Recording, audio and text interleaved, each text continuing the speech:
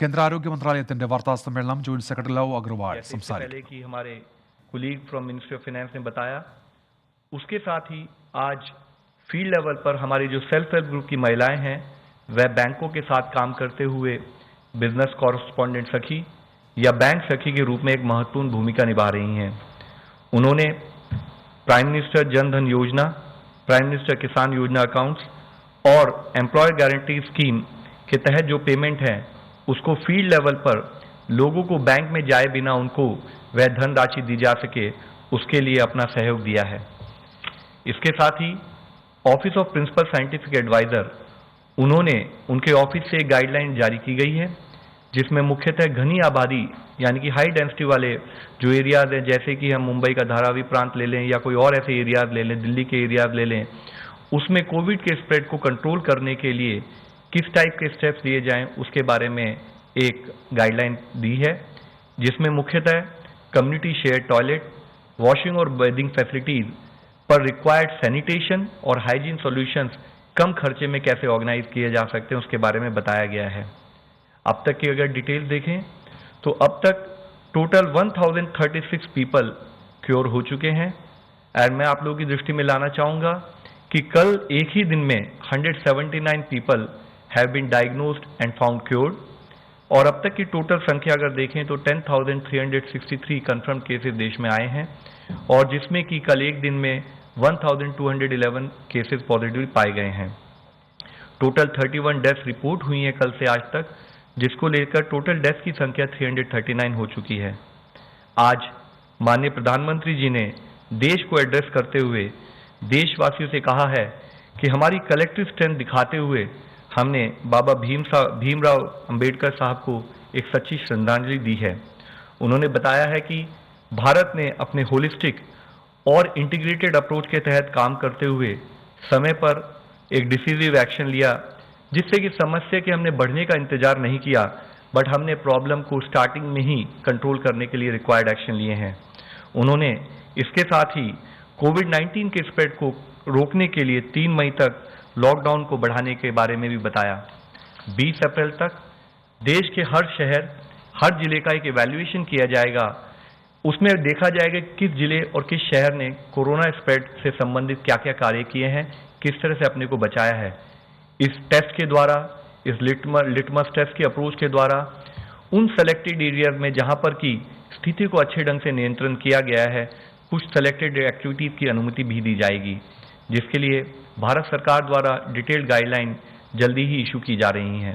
इसके साथ ही उन्होंने यह भी कहा है कि यदि लॉकडाउन मेजर्स का सही ढंग से पालन नहीं किया गया और उस प्रांत में वायरस के फैलने का खतरा है, तो क्योंकि हम एक इन्फेक्शियस डिजीज से डील कर रहे हैं, तो जो भी सहूलियतें या जो भी एक सेलेक्टेड एक्टिविटीज की परमिशन दी जाएगी वह विड्रॉ भी की जा सकती है। साथ ही माननीय प्रधानमंत्री जी ने बताया कि दवाइयाँ, फूड राशन और इसेंशियल कमोडिटीज के संबंधित एम्पल रिजर्व भी फील्ड लेवल पर इंश्योर किए जाएंगे। माननीय प्रधानमंत्री जी ने सभी नागरिकों से 7 चीजों पर समर्थन की अपील की, जिसमें उन्होंने मुख्यतः कहा है कि हमें सबको अपने घर के बुजुर्गों का विशेष ध्यान रखना है, विशेषकर कि वह बुजुर्ग जिनको कोई क्रॉनिक डिजीज है।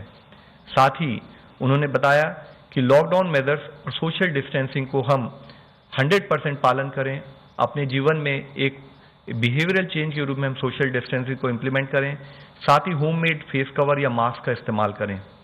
आयुष मंत्रालय द्वारा गर्म पानी और काढ़े के सेवन के सजेशन को भी उन्होंने हाईलाइट किया है, जिसके द्वारा कि हम अपनी इम्यूनिटी को एनहांस कर सकते हैं। कोरोना इन्फेक्शन के स्प्रेड को रोकने की मदद के लिए उन्होंने सभी से Aarogya Setu mobile application download करने की विनती भी की है। इसके साथ ही उन्होंने कहा कि हम सबको मिलकर एफर्ट करना है कि गरीब परिवारों की फूड रिक्वायरमेंट्स का हम ध्यान रखें। अपना बिजनेस या अपनी इंडस्ट्री में काम करने वाले सभी जो हमारे सहभागी हैं, उनका भी हम कंपैशनेट भाव से ध्यान रखें कि उनको कोई भी लाइवलीहुड से वंचित रहने की स्थिति में जो दिक्कत है उसमें हम उनको सहयोग प्रदान करें।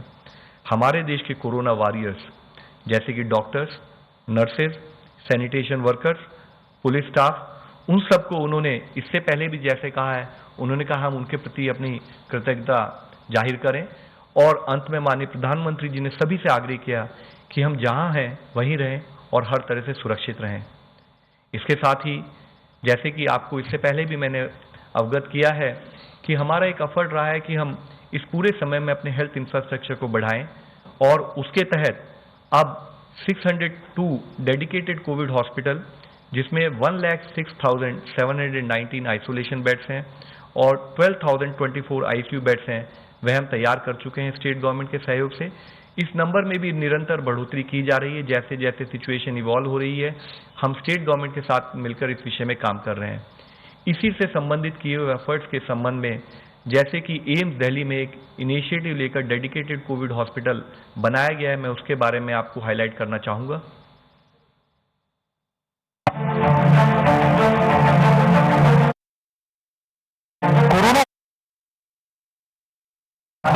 शुरू से ही तमाम एजेंसियों को ये सुनिश्चित करने को कहा कि डेडिकेटेड कोविड अस्पताल समय की मांग है।